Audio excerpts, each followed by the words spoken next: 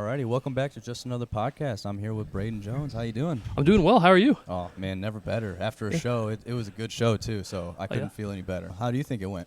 Oh, I loved it, dude. I thought the lineup was awesome. I was happy with how I did. Yeah. I was really happy with how everyone did, really. I didn't know what to expect. I've heard about you guys, obviously, but no, Jordan was great. Marlon was great. Addison, Amy, Ray, Nick, everybody was awesome. Everybody did super well. Crowd was into it. It was fun. It was cool. It was a fun I really appreciate you coming down and be a part of the show. It was kind Thanks of for having me. Absolutely. Yeah. It was a different vibe because of the costume contest and everything. But I think you played into it really well, and I think your jokes for the crowd and everything was great, man. Appreciate that. It was really cool. I almost couldn't tell what was a set or what we were just riffing. So, how long have you been doing comedy? So it'll be 2 years next month. Nice. I started November 2023. And how has that been? Has it been something you thought it would be? Has there been some pros and cons? Yeah, it's gone a lot quicker than I thought it would. Mm-hmm. It's been really cool. Had a lot of cool chances. Been to a couple comedy festivals in those 2 years, so that's been really awesome. Got to open for some really cool people. What's kind of like this when someone says, "Hey, what's it like being a comedian?" and what's the first thing you think of when they say that? The first thing whenever it comes to being a comedian, I think tonight's probably a good example of that, where I have to make a 3-hour drive back home in a Donkey Kong costume. You just kind of don't really know what you're getting into for certain gigs. Yeah.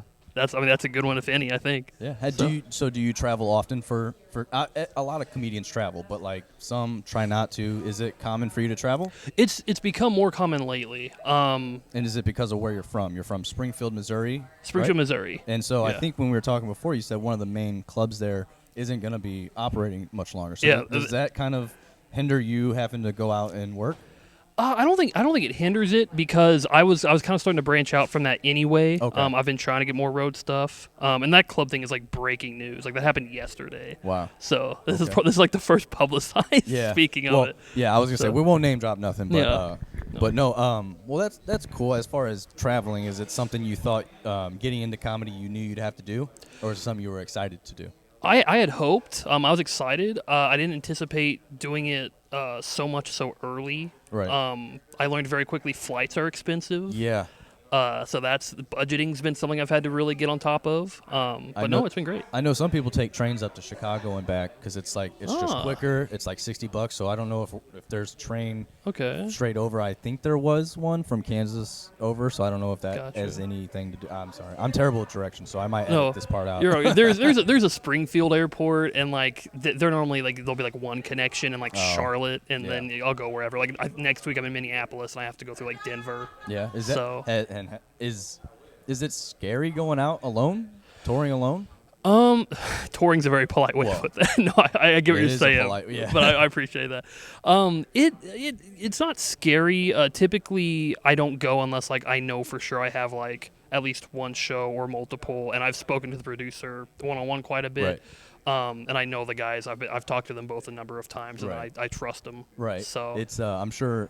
I don't know how many times it happened, but I'm sure sometimes you showed up to a bar and there's literally a 4-foot room, 4x4 room, and you're like, this isn't what I thought it was gonna be, and then the guy who booked it's not even there. Oh, really? Yeah. I was talking about a hypothetical situation, but that really had happened. No, I've done shows where I'll go to a bar and grill multiple hours out of the way, and I'll be told to do 5 minutes, and then he'll come talk to me after, hand me the check, and then the guy won't even be at the venue. Wow. And then I'll call him, and it'll take a half hour to reach him after, and he'll be like, I'll Venmo you.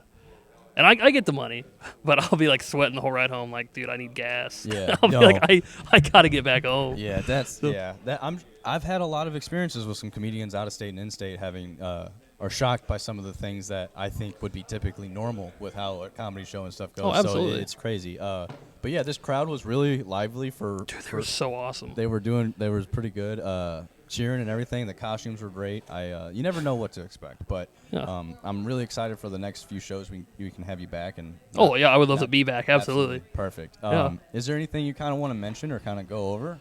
I'll plug. I don't know if people will buy tickets to come to these, but I'll be in Minneapolis next week. Okay. Got a couple shows there with MJ Matheson. Got the Next Stop show that Friday as well, so Wednesday and Friday. Go Bananas week after that in Cincinnati, Ohio for the Pro-Am. And then I believe first weekend in December is Los Angeles. I'll be at the Hollywood Comedy. Wow. So you're all over. I'm trying. That's awesome. I'm trying. I respect it because that it's not easy to get those set up and then to go through all of it, and you're putting a lot of pressure on yourself to go up on stage to do everything, and you're definitely just seeing you the one time in person. I was like, man, this guy's got some experience. He's got comfortability. I appreciate it. It's awesome. It's really cool to see comics go up there and I have other comedians here who are learning from other ones coming here too. So it's great to just connect to other people, and you're. People from Chicago or Kentucky are all connecting through here, so it's Missouri really is the gateway for everything else. So yeah, but I just wanted to say real quick, you mentioned that you've been doing this for about a year. Yeah. To organize a lineup like this and an atmosphere like this so consistently, and you paid us on time, all that stuff. The way you've promoted it on social media, how well you've grown your social media stuff. For only being a year in, that's crazy. You have a crazy amount of skill with that. Thank you. Comic to producer, you're doing a fantastic job. Thank you. You don't understand how much I appreciate that. I'm gonna go talk to my girlfriend about this after and be like, I'm trying not to cry because it takes a lot of work, a lot of attention to detail, and all this stuff that having comics come from where they come to and appreciate that. It means more than getting the laughs on stage. So I really appreciate that. I saw that I was getting you in trouble because you mentioned you were gonna do some more podcasts, and she was like. Yeah, no, I feel bad. That's sorry. Okay. She can be mad at me. I don't have my daughter tonight, so I'm like, hey, woo, you know what I'm saying? Fair. It's a Saturday night. Yeah, we can do whatever. Live from Crystal City, dude. It's Saturday night. That was good. Real quick, do you want to let them know your Instagrams or any plugs on it, where people can follow you? Yeah, my Instagram is at HeyIt'sBray Jones, BRAY and then Jones. It's that on all socials. Instagram's the main place I post, but I also have YouTube and TikTok. Awesome. Awesome. Well, I can't wait to have you back. I can't wait to see you again. I'm so pumped to be back. And thanks for coming again. You guys tune in for next episode of Just Another Podcast. This is Mark. Oh, who gives a fuck from 93 TV.